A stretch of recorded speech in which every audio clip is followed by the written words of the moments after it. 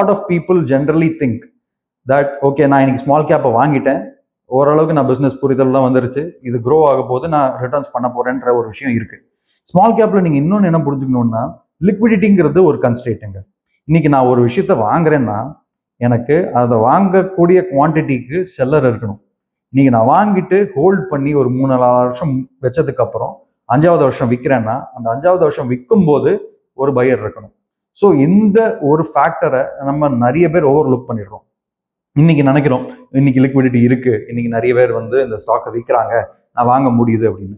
ஆனா நீங்க இன்னொன்னு என்ன யோசிக்கணும்னா, நாளைக்கு நீங்களே ஒரு சிச்சுவேஷன்ல இருப்பீங்க.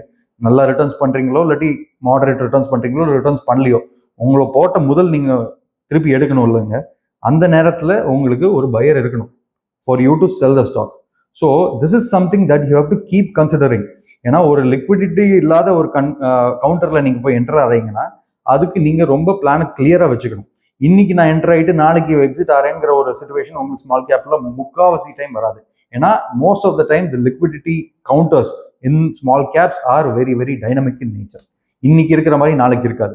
ஸோ இதெல்லாமே நீங்கள் கண்டினியூஸாக ட்ராக் பண்ண தான் உங்களுக்கு இதோட ஒரு ஃபீல் கிடைக்கும். இந்த ஸ்மால் கேப்பில் இவ்வளோ கவுண்டர் இருக்குது, இவ்வளோ லிக்விடிட்டி இருக்குது. ஏன்னா most of the small cap கவுண்டர்ஸில் என்ன பார்த்தீங்கன்னா, இப்போ லெட்டஸ்ஸே ஒரு 5000 கோடி மதிப்புக்கு கீழே இருக்கிற ஸ்மால் கேப் கம்பெனிஸ்லாம் பார்த்தீங்கன்னா உங்களுக்கு institution not even 5000 crores 10,000 crores கீழே இருக்கிற கம்பெனிஸ்லாம் பார்த்தீங்கன்னா இன்ஸ்டிடியூஷனல் ஹோல்டிங்ஸ் ஒரு எஃப்ஐஐ ஹோல்டிங்ஸ் ஒரு மியூச்சுவல் ஃபண்ட் ஹோல்டிங்ஸ்லாம் ரொம்ப கம்மியாக இருக்கும்.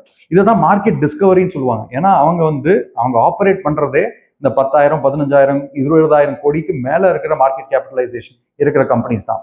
அப்படின்னா உங்களோட ஹோல்டிங் எல்லாமே other retail investors like you மட்டும்தான் ஹோல்ட் பண்ணுறாங்க. ஸோ நீங்கள் அந்த லிக்விடிட்டியும் கன்சிடர் பண்ணிட்டு தாங்க ஒரு ஸ்மால் கேப் ஸ்டாக்ல உள்ளே இறங்கணும். ஸோ இது வந்து ஒரு பேசிக் கான்டோர்ஸ் அப்படின்னு சொல்லுவாங்க. இந்த ஒரு பேசிக் கான்டோர்ஸ் வச்சு தான் நீங்கள் ஒரு ஸ்மால் கேப் ஸ்டாக்கோ ஒரு ஸ்மால் கேப் பங்கையோ என்டர் ஆகிறதுக்கு முன்னாடி நீங்கள் பண்ண வேண்டிய விஷயம்.